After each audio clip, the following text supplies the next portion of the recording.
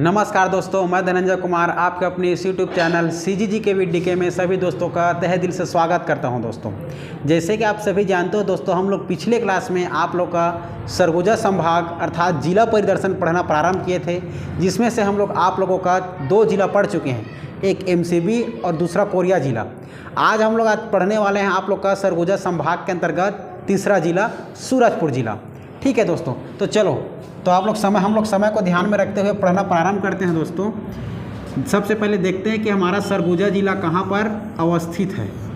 ठीक है दोस्तों, तो हम लोग समझ देखिए, ये आप लोग का बस्तर संभाग, ये आप लोग का दुर्ग और रायपुर संभाग, यह है बिलासपुर संभाग। ठीक है, ऊपर सरगुजा संभाग। ठीक है दोस्तों, तो हम लोग केवल सरगुजा संभाग को देखते हैं, इसको पढ़ना है। ये आप लोग का सूरजपुर, ये आप लोग का कोरिया। ठीक है, तो हम लोग आज पढ़ने वाले हैं आप लोगों का, आज पढ़ने वाले हैं दोस्तों ये वाला जिला सूरजपुर जिला। क्लियर है? कौन सा जिला? सूरजपुर जिला। जो दिख रहा है दोस्तों पीले कलर में, उसी को हमें पढ़ाई करना है, सूरजपुर जिला को। ठीक है, तो ये हमारा देख लिए सूरजपुर जिला, जो कि उत्तर दिशा में कहाँ है स्थित है। ये तो देखते हैं सूरजपुर के, देखो पूर्व में लगा है आप लोग का बलरामपुर, पश्चिम में लगा है आप लोग का कोरिया, और नीचे में आप लोग का दक्षिण पूर्व की तरफ लगा है सरगुजा, और ऊपर में है आप लोग का MP राज्य। क्लियर है दोस्तों? इस प्रकार आप लोगों का 1 2 3 जिला, और आप लोगों का 3 जिले के साथ है कोरबा। ठीक है, 4। इस प्रकार आप लोग का नीचे में 4 कोरबा, तो 4 जिला और 1 राज्य को स्पर्श करता है हमारा सूरजपुर। दोस्तों क्लियर है? तो चलो आगे बढ़ते हैं। इस प्रकार से हम लोग सबसे पहले क्या बना लेंगे? मैप बना लेंगे दोस्तों। ठीक है, मैप बना लेते हैं सबसे पहले।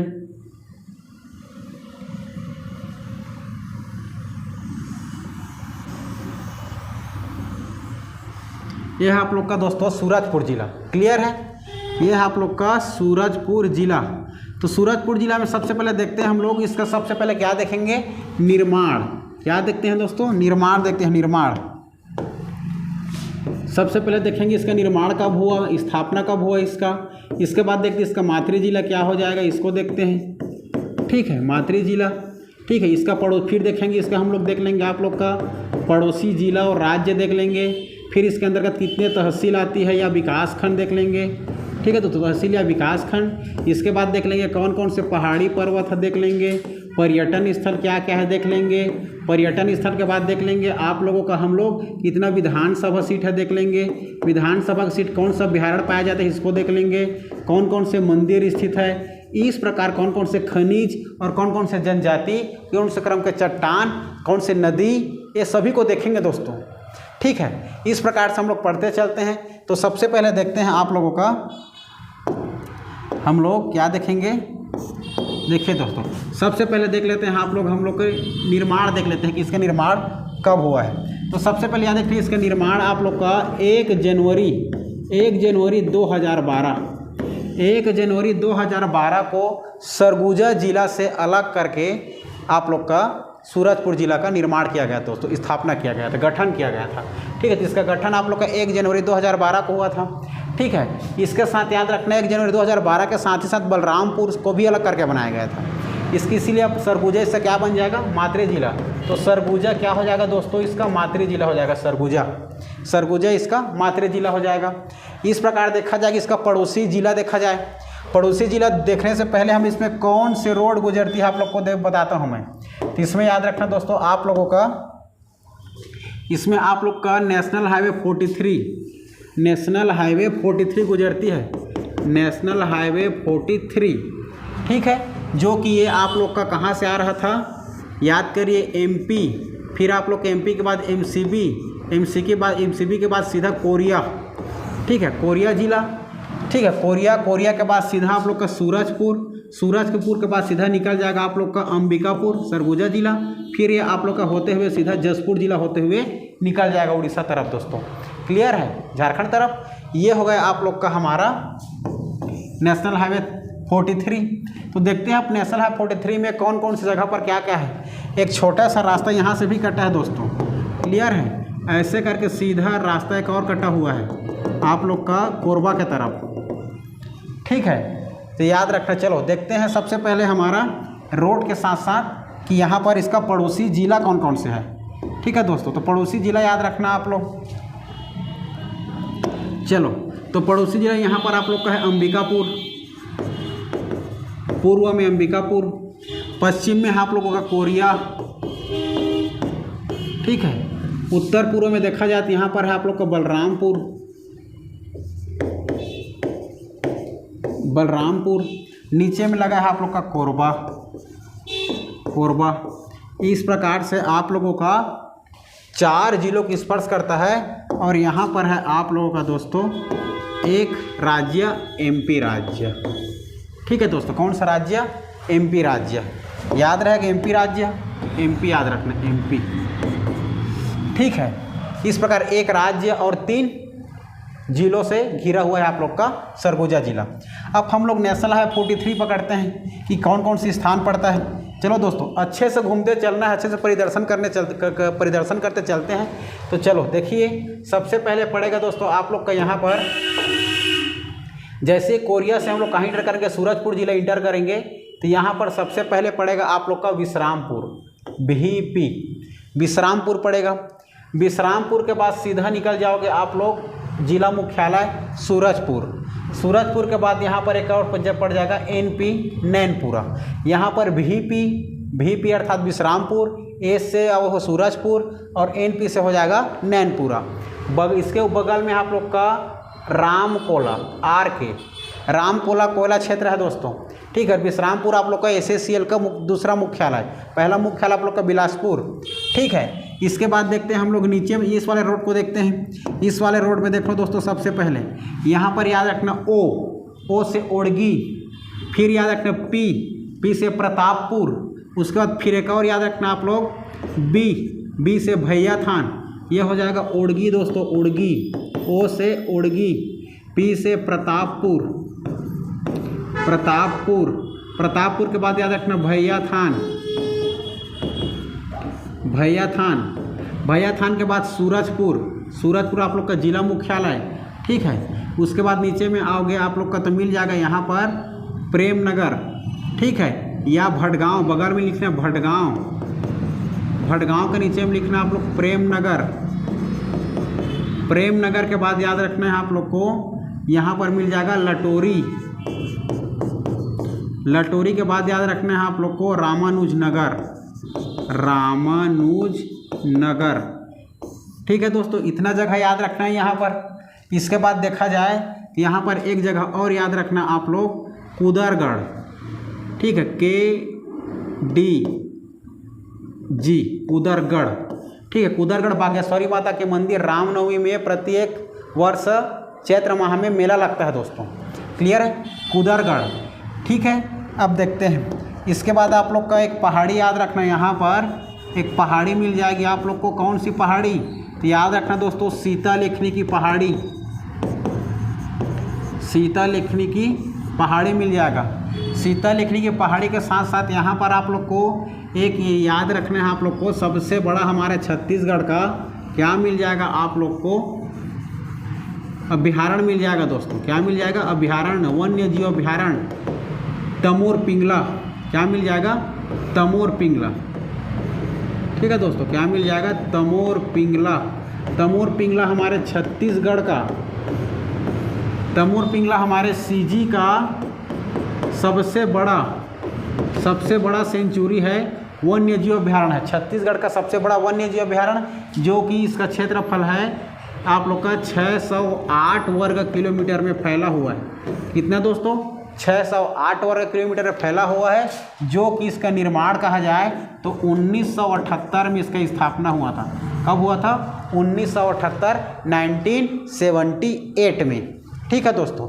इस प्रकार याद है छत्तीसगढ़ का सबसे बड़ा हो गया ये। इतना आप लोग का याद रखना है। तमोर पिंगला के बारे में याद रखना है दोस्तों। किसके बारे में? तमोर पिंगला के बारे में। ये हो गया। अब देखते हैं इसके बाद हम लोग यहाँ पर कुदरगढ़ बता दिया, ठीक है। अब यहाँ पर एक पहाड़ी और याद रखना है आप लोग का, ये अंबिकापुर और कोरबा और इधर रायगढ़, तीनों के से फैला हुआ है आप लोगों का एक पहाड़ी। इस पहाड़ी का नाम है दोस्तों छुरी मातीरंगा की पहाड़ी। छुरी मातीरंगा की पहाड़ी, तो छुरी मातीरंगा की पहाड़ी याद रखना दोस्तों। यहाँ से आप लोग को एक नदी की उद्गम होती है। एक नदी की उद्गम होती है जो कि अंबिकापुर सरगुजा होते हुए सीधा आप लोग का सूरजपुर से काटते हुए आप लोग को ऊपर कहाँ में जाकर मिल जाती है दोस्तों, सोनपुर में जाकर मिल जाती है। इस नदी का नाम है आप लोगों का रिहंद नदी। ठीक है दोस्तों, रिहंद, इसके प्राचीन नाम है रेंड नदी। इसी को रेणुका के नाम से जाना जाता है। क्या नाम से जाना जाता है? रेणुका के नाम से जाना जाता है दोस्तों। क्लियर है? अब देखो, रिहंद नदी हो गया, रेंड नदी, रेणुका नदी कहाँ से निकलती है? छोरी माथीरंगा के पहाड़ी से निकलती है। ठीक है, इसी अंबिकापुर सरगुजा में यहाँ पर आप लोग को एक जलप्रपात मिल जाएगा रिहंद नदी में, सरभंजा जलप्रपात। ये सरभंजा जलप्रपात आप लोगों का कहाँ है दोस्तों? आप लोग का ये अंबिकापुर आप लोग का सरगुजा जिला में है। ठीक है दोस्तों, याद रखना। उसके बाद यहाँ देखा जाए तो इसको सरगुजा का जीवन रेखा नदी कहा जाता है। सरगुजा की जीवन रेखा नदी आप लोगों का किसको कहा जाता है? रिहंद नदी को, जो कि 145 किलोमीटर इसकी लंबाई है। 145 किलोमीटर, और 145 किलोमीटर के साथ जा कर के ऊपर में ये सोनपुर में मिल जाती है। सोन मतलब सोनपुर नहीं, सोन नदी में। ठीक है, सोन नदी दोस्तों, सॉरी सोनपुर नहीं, सोन नदी में जाकर मिल जाती है। ठीक है, उसके बाद देखा जाए यहाँ पर तो ये आप लोग का सूरजपुर में एक जलप्रपात मिल जाएगा इस रिहंद नदी में। इसका नाम है आप लोग का रक्सगंडा जलप्रपात।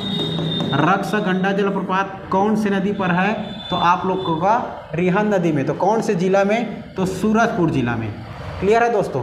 इसके साथ साथ और जलप्रपात याद रखना, यहाँ पर तुर्रा जलप्रपात मिल जाएगा सूरजपुर जिला में। एक कुंदरू घाट मिल जाएगा दोस्तों, कुंदरू घाट।